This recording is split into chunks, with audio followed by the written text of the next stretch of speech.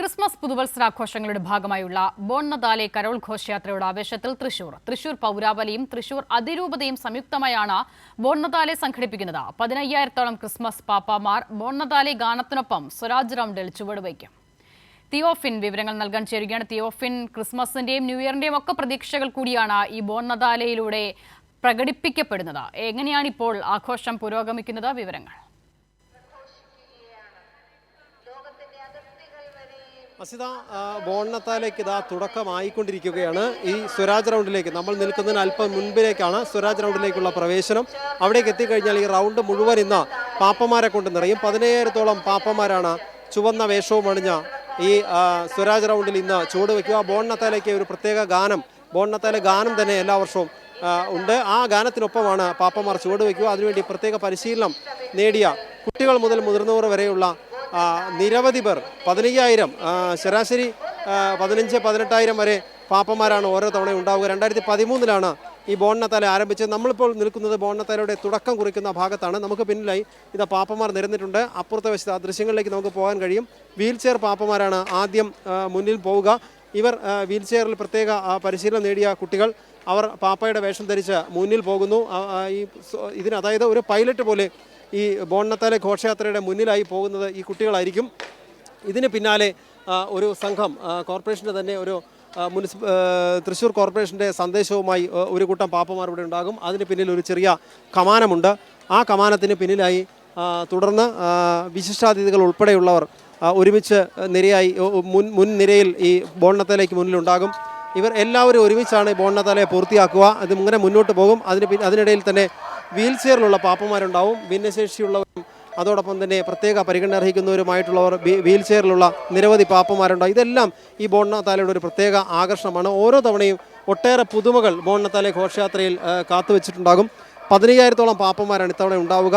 നേരത്തെ 2013 ആരംഭിച്ചതാണ്. 2014 വർഷത്തിൽ Guinness world record നേടിയതാണ്. 18,000-ലധികം പാപ്പമാർ പങ്കെടുത്ത് ഗിന്നസ് വേൾഡ് റെക്കോർഡ് നേടിയ ബോൺ നതാലയാണിത്. ഇത്രയും അധികം ക്രിസ്മസ് പാപ്പമാർ ഒരുമിച്ച് കൂടിയുള്ള ഒരു ഘോഷയാത്ര ലോകത്തിൽ തന്നെ ഇത് ആദ്യമാണ്. അതുകൊണ്ട് തന്നെയാണ് ആ ഗിന്നസ് റെക്കോർഡ് അന്ന് നേടാൻ കഴിഞ്ഞതും. നിരവധി പാപ്പമാരുള്ള ഒട്ടേറെ കരോൾ ഘോഷയാത്രകൾ ലോകത്തിൻ്റെ പല ഭാഗങ്ങളിലും നടന്നു വരുന്നുണ്ട്. പക്ഷേ ഇത്രയധികം പേരുള്ള ഒരു ഘോഷയാത്ര ഒരുപക്ഷെ ഇത് അപൂർവമാണ്. അതാണ് ഈ തൃശ്ശൂരിൻ്റെ ഈ ബോൺ നതാലയുടെ ഒരു പ്രത്യേകത.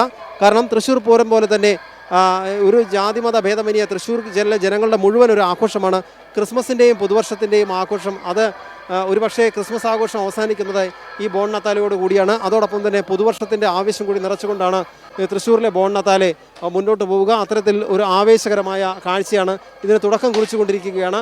ഇതിൻ്റെ ഫ്ലാഗ് ഓഫ് കഴിഞ്ഞു. ഈ സെൻറ്റ് തോമസ് കോളേജാണ് നമുക്ക് ഈ നമ്മൾ കാണുന്ന ഈ പാപ്പമാർക്ക് തൊട്ട് വശത്തായിട്ടുള്ളത്. സെൻറ്റ് തോമസ് കോളേജിൽ ഇതിൻ്റെ ഒരു ഉദ്ഘാടന ചടങ്ങ് നടന്നിരുന്നു. ഫ്ലാഗ് ഓഫ് കഴിഞ്ഞതിന് ശേഷം അല്പാൽപമായി മുന്നോട്ട് നീങ്ങി തുടങ്ങുകയാണ്. നമുക്ക് കാണാം ആ ദൃശ്യങ്ങളിൽ തന്നെ മുന്നോട്ട് നീങ്ങുന്നത്. ഇവിടെ നിന്നും ഒരു 200 മീറ്ററോളം മുന്നോട്ട് പോയി കഴിഞ്ഞാൽ സ്വരാജ് റൗണ്ടിലേക്കുള്ള പ്രവേശനമായി. അങ്ങനെ സ്വരാജ് റൗണ്ടിലേക്ക് കടന്നു കഴിഞ്ഞാൽ പിന്നെ ഇവിടുന്ന് അങ്ങോട്ട് ഈ ക്രിസ്മസ് പാപ്പമാരും അതിനിടയിൽ നിരവധി നിശ്ചല ദൃശ്യങ്ങളും കൂടി ഉൾപ്പെട്ട ഒരു മനോഹരമായ കാഴ്ചയാണ് ഇനി ഒരു പക്ഷേ ഒരു 8-8:30 മണി വരെ ഈ തൃശ്ശൂർ നഗരത്തിൽ കാണുക. തൃശ്ശൂർ ഗ്രൗണ്ടിലേക്ക് എത്തുന്നതോടുകൂടിയാണ് ഇത് ഏറ്റവും അതിന്റെ ആ വർണ്ണാഭമായ കാഴ്ചകളിലേക്ക് കടക്കാനാകുക എന്നുള്ളതാണ് ഏറ്റവും പ്രധാനം. സ്വരാജ് റൗണ്ട് അങ്ങനെ കാത്തിരിക്കുകയാണ് പാപ്പമാരെ.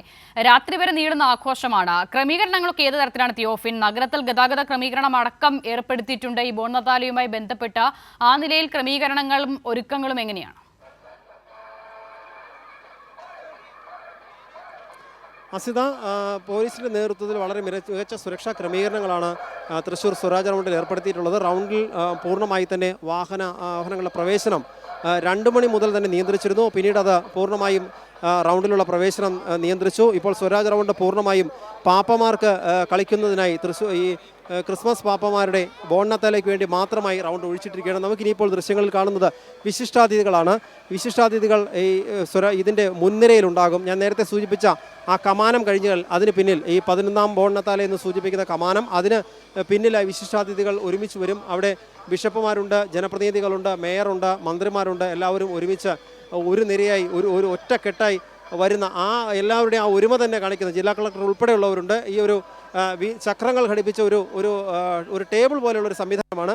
അതിന് പിന്നിലായി പതുക്കെ വിശിഷ്ടാതിഥികൾ മുന്നിൽ വരുന്നു. ഈ വിശിഷ്ടാതിഥികൾക്ക് പിന്നാലെയാണ് മറ്റ് പാപ്പന്മാരെല്ലാം പാട്ടിനൊപ്പം ബോൺനത്താല ഗാനത്തിനൊപ്പം ചുവട് വെച്ച് വരിക.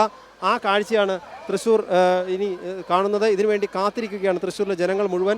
ശരി തിയോഫിൻ, വലിയ ആഘോഷത്തിന് തൃശ്ശൂർ വീണ്ടും ഒരുങ്ങുകയാണ്. ബോൺനതാലെ അതിന്റെ ദൃശ്യങ്ങളാണ് ഇപ്പോൾ നമ്മൾ കാണുന്നത്. ക്രിസ്മസ് ആഘോഷം, ഒപ്പം തന്നെ പുതുവത്സരത്തിന്റെ സന്തോഷം, അതൊക്കെയും 15,000 പാപ്പമാർ ഒരുമിച്ച് സ്വരാജ് റൗണ്ടിൽ നൃത്തം ചെയ്യുന്നതോടുകൂടി മറ്റൊരു ആഘോഷ തലത്തിലേക്ക് മാറുകയാണ്. ജനങ്ങളൊക്കെയും കാത്തിരിക്കുകയാണ്. പൂരനഗരിയെ ഇപ്പോൾ ക്രിസ്മസ് പാപ്പമാർ കീഴടക്കുകയാണ്. തിയോഫിനാണ് വിവരങ്ങൾ നൽകിയത്.